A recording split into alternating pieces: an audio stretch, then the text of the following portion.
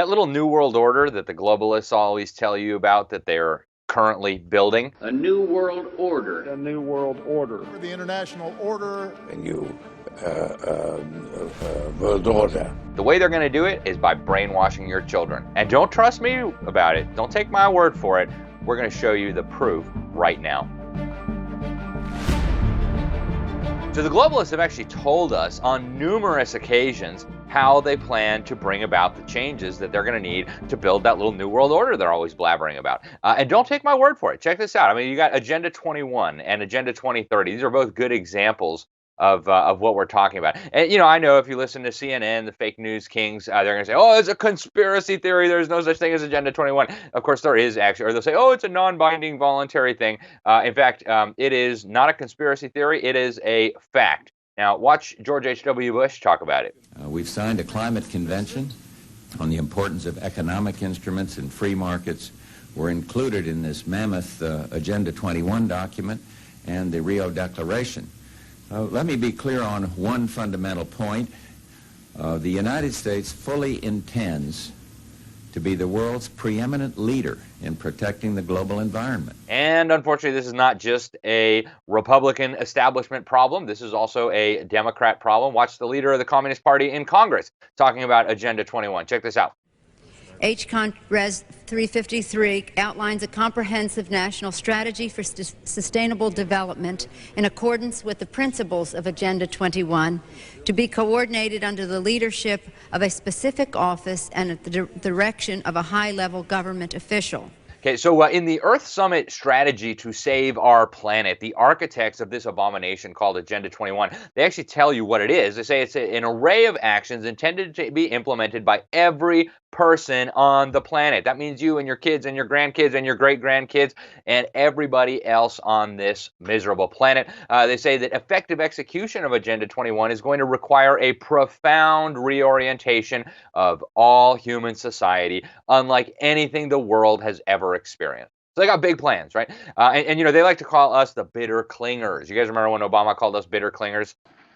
Well, it's not surprising then that they get bitter and they cling to guns or religion or antipathy toward people who aren't like them, or a way to explain their frustrations. Bitter clingers, because you cling to your guns and your Bibles, right? And they know Americans are bitter clingers, and so are a lot of other people. You know, those Riley Swiss people, they're bitter clingers too, clinging to their guns and their Bibles. What are we going to do about them? Well, speaking of Agenda 21, you go to Chapter 36 of Agenda 21, and you can find this monstrosity right on the UN's website. They'll tell you education is, quote, in Chapter 36, totally deals with education. Education is critical for promoting sustainable development. Now, you know, we've done episodes on sustainable development. This is an ideology from hell. Basically, no more individual liberty, no more private property, no more, nation states, right? Sustainable development is basically the nice little label they slapped on their totalitarian globalist ideology. And so when they talk about education being critical for promoting sustainable development, yeah, it's going to be critical. You're going to have to persuade a lot of people who otherwise, if they were thinking straight, would never go for this. Then they tell you also in Chapter 36, brainwashing is going to be indispensable to changing people's attitudes. They go on to say it is also critical for achieving environmental and ethical awareness, values and attitudes and skills that are consistent with sustainable development. It should include spiritual development. It should be integrated into all disciplines. Okay, this is them speaking. This is a document that was approved by every government on planet Earth in 1992. You heard Bush and Pelosi talking about it. See, they always agree on this crazy stuff. And I actually have. This is a book produced by the United Nations. It's called Rescue Mission Planet Earth, a children's edition of Agenda 21. Okay, a good friend of mine gave me this. It's got an introduction by Boutros Ghali, the Secretary General of the United Nations at the time. And you really should see this. You got to see it to believe it. Let me give you a couple examples here. On this page right here, I think you can see you got a bunch of like Hindu gods. They're floating up in the clouds with a bunch of arms, a half-naked woman. And you can see the storks are delivering all these babies. And the Hindu gods are like, hey, what's going on with all these babies, right? It's terrible. Well, flip the page. You can see right here, it tells you that the planet groans every time it registers another birth. Okay? The planet groans every time it registers another birth. Are you getting this? Right? What does God say about babies? What does God say about child rearing? says children are a blessing. It says you should be fruitful and you should multiply. And so what does the UN teach your children? That the earth is groaning every time another baby comes. Okay, this is the crazy ideology they're teaching your children. And so, as I travel across the country, around the world, I hear constantly from older Americans, oh, my kids, I sent them to public school and now they don't want to have kids, climate crisis, they don't want to have any babies, I don't get any grandchildren. This is the kind of garbage they're teaching to your children. That's why you won't get grandchildren, right? Because they are teaching evil, evil stuff to your children. Now, I went down to the UN Conference on Sustainable Development in 2012. We saw these pictures. They had conscripted a bunch of kids to do this. And man, these kids are brainwashed. You see the planet Earth there, and then you see the doctor diagnoses the problem. The Earth is all sick. He's got the thermometer. It looks sad. And the doctor says, I know your problem. You have humans. Okay, humans, you are the disease. But fortunately, the UN is going to take care of that disease for us. Okay. Think about Agenda 2030. We did a whole episode on Agenda 2030, and we talked about some of this. So some of this will be a review if you're a regular viewer of this program. But in Agenda 2030, again, you can find this on the UN's website. This was adopted by every government on planet Earth. They tell you that children are critical agents of change. Okay, did you know your children were critical agents of change? And they say that they will find in the new goals, the 17 Sustainable Development Goals, a platform to channel their infinite capacities for activism into the creation of a better new world order totalitarianism. Now, it actually says a better world. And, we all want a better world, right? Who doesn't want a better world? But that is just window dressing for their real agenda. Okay, and goal number 10, they tell you we need international socialism. They say we have to reduce inequality within and among countries. To do that is only going to be possible if the wealth is shared and income inequality is addressed. Does that sound like Fidel Castro? Does that sound like Robert Mugabe? Does that sound like Kim Jong-un? Does that sound like Chairman Mao and Stalin and Lenin and Adolf Hitler and all the rest of the lunatics? Although, it's true, Adolf Hitler was a national socialist. These are international socialists. They say the governments are going to make fundamental changes to the way our societies produce and consume goods and services, and blah, blah, blah, blah, blah. And then you get to goal number 4 in Agenda 2030. Again, this was signed by every single government on planet Earth. Obama signed it on behalf of the United States. And it says by 2030, we need to ensure that all learners, that's your kids, all learners will have the knowledge and skills needed, not just to passively submit to sustainable development, to be quiet and meekly accept it. They need to promote sustainable development. That's how brainwashed they are going to have to be. Okay, and if you wonder, they told you this is the blueprint for the global system they're building. They tell you over and over and over again, and no one will be left behind. Every last human being on this planet. Ban Ki-moon said it was the Global Declaration of Interdependence. The head of the UN General Assembly at the time, Peter Thompson, he said it's a master plan for humanity. Okay, and I want you guys to watch this video real quick because the UN is bragging about the fact that they're going to brainwash your children to create a sustainable development guided new world order. Check out this video from UNESCO. Can we achieve sustainable development that protects our planet and builds a more inclusive, equal and peaceful world without education? We can't. Sustainable development begins with education. Put global education first. And so a big part of this is, of course, brainwashing your children to believe that we're all going to die from global warming. Okay, so check out this video that the UN produced. For all our differences and diversity, the world can agree on one thing. Education is at the heart of a sustainable future for us all. In 2015, voices from all sectors of society and all corners of the globe contributed to one of the greatest collaborations in history, an ambitious plan for people, planet and prosperity. A plan to wipe out poverty by 2030 and pave the way to an inclusive and sustainable future. A plan to build on human rights with education at its very core. Education is not only a basic right for every woman, man and child. It forms the foundation for every kind of human right, making it key to the success of all 17 Sustainable Development Goals of Agenda 2030. They talk about we're going to use education to stop climate change. Frankly, that's ludicrous, right? About 1,000 years ago, was getting colder and colder and colder and colder because it was really warm 1,000 years ago. It started getting colder. You had Vikings living on Greenland. They were farming, and you can't farm on Greenland anymore, of course, because it's too cold. But back when it was warmer 1,000 years ago, you could farm there. And then as it started getting colder, like, oh my goodness, climate change. And so pagans, heathens, started sacrificing children to the climate gods. Maybe they'll stop the global climate change. And of course, the climate didn't stop changing. I submit to you that brainwashing your children to stop climate change will probably be about as effective as sacrificing your children for climate change. Now, if you want to see what this looks like in an American classroom, check out this video. You've heard the reports. The globe's warming. It's our fault, and the consequences will be terrible. Children are frightened. I worry. My mom worries. The water might rise and it might flood the whole town. We won't be able to survive for long. What are you most worried will happen? We'll all die. Are there some people who say this isn't true? Yes. Yes. Might they be right? No. How do you know they're not right? Well, because the earth is getting hotter. Where do you learn this? Can't you see? Oh, can't you see? What global warming is doing? Can't you see? Oh, can't you see? What global warming is doing to me? One of the main components after educating the students of global warming is that they're given a letter for their families to sign. So UNESCO now, the UN Education and Cultural and Scientific Organization, they've now got global standards for everything, right? They've got global standards for reading. They say children should be able to learn a sight vocabulary. Now, if you've watched some of our other videos, you know that learning a sight vocabulary is quackery of the highest order. My good friend and late colleague, Dr. Samuel Blumenfeld, with whom I wrote the book Crimes of the Educators, he called the sight words the thalidomide of the brain, right? That drug that was making women have babies with no arms, no legs, or the short ones.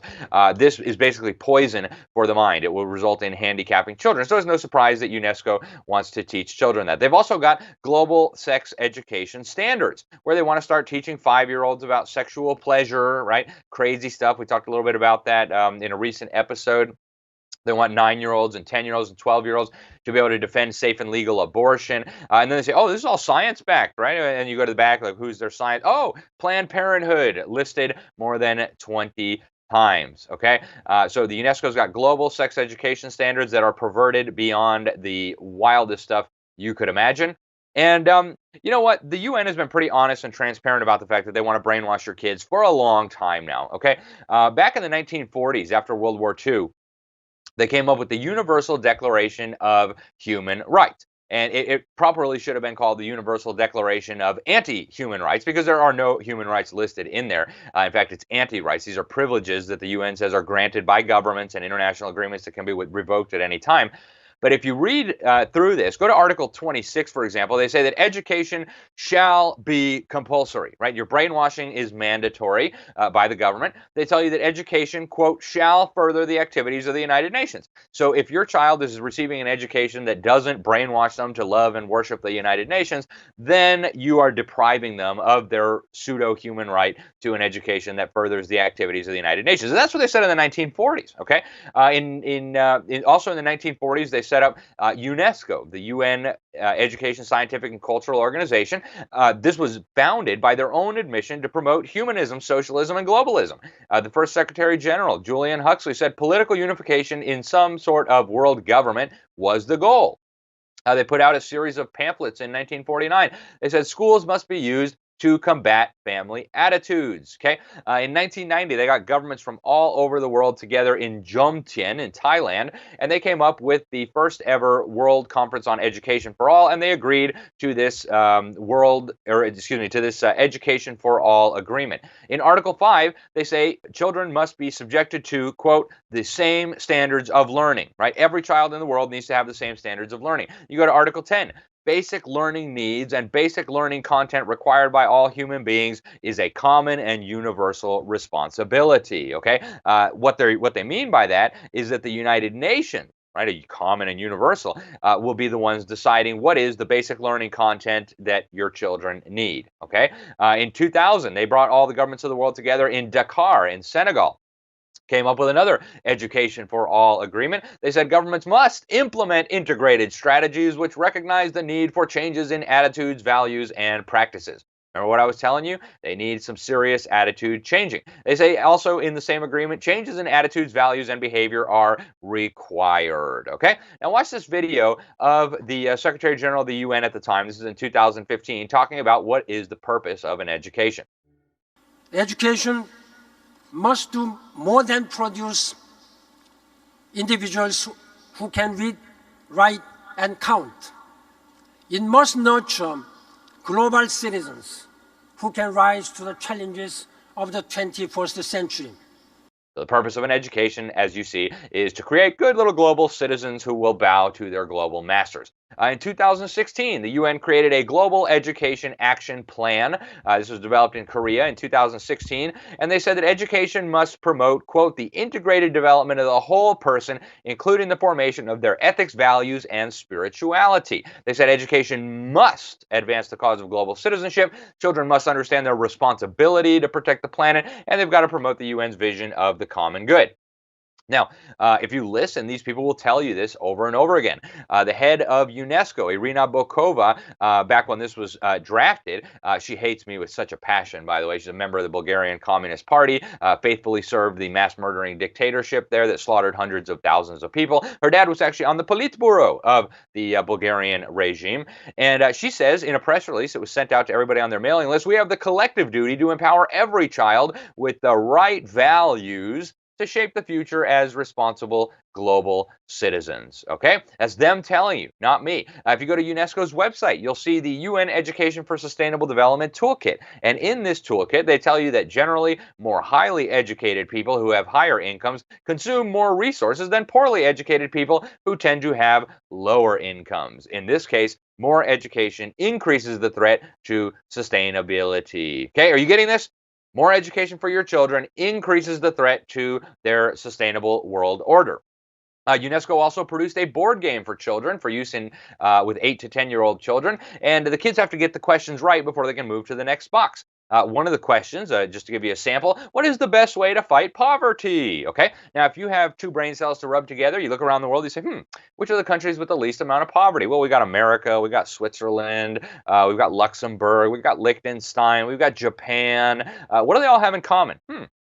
Oh yeah, free markets and private property and at least some tenuous relationship to biblical principles. Well, what does the UN say is the correct answer for your little children? The correct answer is, quote, share the wealth produced in the world. So global Marxism is the best way to fight global poverty. And if you don't believe me, go to Cuba or North Korea or Venezuela, where they're eating their pets, and you'll see how well that strategy works for fighting poverty. Now check out this video again of the UN bragging about what they're doing. The Education 2030 Agenda is our roadmap to inclusive and quality education for all. UNESCO, the UN's specialized agency for education, is leading the global and regional coordination of this ambitious goal, responding to cutting-edge global challenges, supporting countries to build better education systems, and monitoring progress to make sure the world stays on course. We're going to make sure the world stays on course. The UN is going to make sure the world stays on course. And with the British accent, I mean, how could you possibly resist, right? They sound so smart and so nice. Well, but that doesn't apply to America anyways. Right? They're not going to help us develop a better education system that lines up with it. Actually, yes, they are. And don't believe me. Obama's education secretary, Arne Duncan, spent 7 years mishandling the U.S. Department of Education. He gave a speech to UNESCO in 2010 or 2012, I believe, still posted on the U.S. Department of Education's website. He said UNESCO was his global partner in creating green global citizens. He quoted a communist terrorist, said education is the most powerful weapon that you can use to change the world. He said education is a global public good, unconstrained by national boundaries. He also said that we must advance the sustainability movement through education. He bragged that the U.S. government was working to build the science of sustainability into the curriculum, starting in kindergarten and extending until the students graduate from high school. Okay, are you starting to get this? And now, that brings me to Common Core, our last and final point before we go here. You know, we all know about Common Core, and we're going to talk about the Common Core more in detail. It is an absolute atrocity. I mean, it's designed to dumb down your children. Don't take my word for it. I'll I'll tell you about some of the people who the Common Core people selected who said the same thing. But, a lot of people think Common Core is just the nationalization of education, and that's not the case. In fact, the Common Core is the globalization of education by the deep state. Now, if you go to UNESCO's website, you'll find something that they call the World Core Curriculum. And you're thinking, that sounds a lot like Common Core. Good one. Bright viewers out there, right? So, the name resemblance is not difficult to detect, and it's more than coincidental. It was created by this World Core Curriculum was created by a guy called Robert Mueller. He was the Assistant UN Secretary General, and he basically said, I got an education in France and Germany. It was terrible. It was nationalistic. We should have a global education system. So he's called the father of global education. In a letter to all the educators of the world, he said the World Core Curriculum is the product of the United Nations, the meta-organism of human and planetary evolution. He said that this is a curriculum of our universal knowledge. It should be taught in all the schools of the earth, right? It's like Common Core, but for the whole wide world. Now, he also created a teacher's manual for this World Core Curriculum.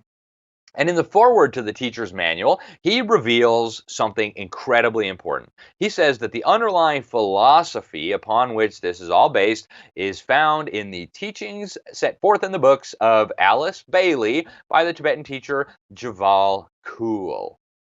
And you're like, yeah, that means nothing to me because I don't know who Alice Bailey is. Well, I'll give you a hint. Okay, she was a very important lady, and all the leadership of the United Nations knows exactly who she is. And, this will probably tell you a lot about her. She was the founder of the Lucifer Publishing Company. And I mean, who doesn't like Lucifer Publishing Company, right? Anyways, crazy stuff. And you're thinking, that's crazy. Yes, it is crazy. Why in the world is the World Core Curriculum based on the philosophy of the lady who founded the Lucifer Publishing Company? They finally changed the name. Now it's the Lucis Trust, because that's not quite as insane. And then this Tibetan teacher he talks about, turns out he's not Tibetan, he's not a teacher, and he's not even a human being. Alice Bailey claimed she was in communication with these ascended masters, right? These spiritual entities that she said would take over her body. And you're probably thinking, this is absolutely bonkers, Alex. What in the world are you talking about? You're right. This is absolutely bonkers. It's totally crazy, but it's not me saying this. This is them. Okay, so they're the crazy ones, not me. I'm just telling you what they say. Okay, so this Tibetan teacher, Javal Kuhl, would take control of Alice Bailey's body. That's what she said. If you read your Bible, it's obvious we're talking about demons here. But they would take over her body, and they would write these books. One of the books they wrote is Education in the New Age by Alice Bailey. And this will give you a hint about where they're going with this educational system. The demons, writing through Alice Bailey in this book, they say, world citizenship should be the goal of the enlightened with a world federation and a world brain. Our problem is to attain the kind of overall synthesis that Marxism, yes, Marxism, and neo-scholasticism provide for their followers, but to get this by the freely chosen cooperative methods that John Dewey advocated. Now, if you don't remember John Dewey, go back a couple episodes where we talked about public schools being created a collectivized society. The guy was a communist. The guy was a humanist. He rejected God, and of course that led him into Never Never Land. Now, in 2015, UNESCO was bragging in its Education for All report that these global targets were being implemented at the national level all over the world. They said in 1990, when we got this first global agreement, only 12 countries had national tests aligned with national standards. By 2013, that number had increased to over 100. In America, we call those Common Core. Now, Bill Gates, we've talked quite a bit about Bill Gates. He put $2 billion of his own money into Common Core. And what a lot less people know is that he signed an agreement with UNESCO in 2004 on behalf of Microsoft. The copy of this agreement was obtained by Phyllis Schlafly and posted online. You can read it yourself, where they agreed they were going to create a master syllabus, a master curriculum, global standards, teacher training program so that all the teachers of the world would be brainwashing the kids with the same nonsense. They say in the agreement that Microsoft supports the objectives of UNESCO as stipulated in UNESCO's constitution. And of course, Bill Gates signed this agreement, and then he went on to put $2 billion into Common Core. Now, again, a lot of people have this misunderstanding of Common Core that it's just the nationalization of our education system. It's not. It's so much worse than that. Okay, I want you to watch this ad, propaganda in favor of Common Core, talking about it. Check it out. Up until now, it's been pretty hard to tell how well kids are competing in school and how well they're going to do when they get out of school. Is a girl in your neighborhood being taught as much as her friend over in the next one? Is a graduating senior in, say, St. Louis as prepared to get a job as the graduate in Shanghai? Well, it turns out the answer to both of these questions is no. Because for years, states have been setting different standards for what students should know and be able to do at each grade level. What we really need are clear goals. That's where the Common Core state standards come in. The standards are consistent from school to school, and they match up against international standards too. Now we know how we're doing compared to just about everyone. So even though local communities will still design their own curriculum, with the same rules, everybody can compete on the same kind of staircase. Okay, did you catch that?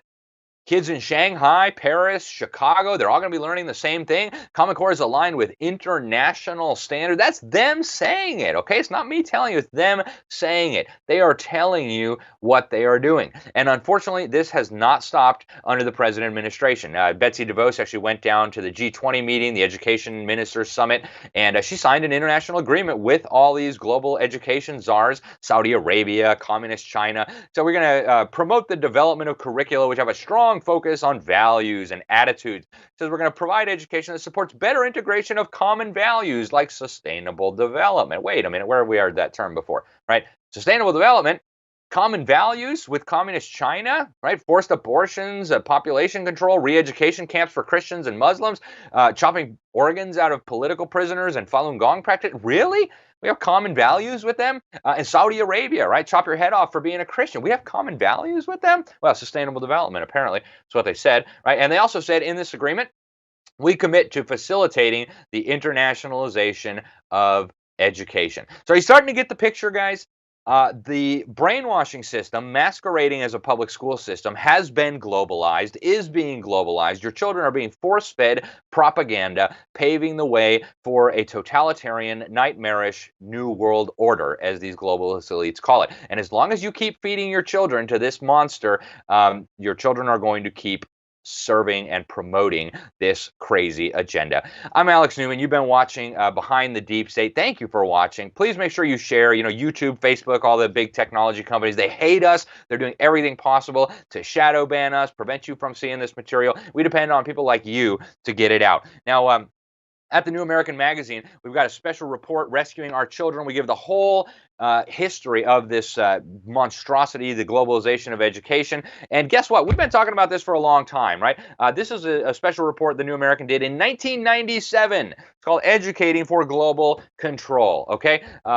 Now, you need to see this stuff. The only way to do it is to get the New American Magazine. We're hoping people all across the United States will share this information, share these magazines, and thank you guys. God bless you. And until next time, take care.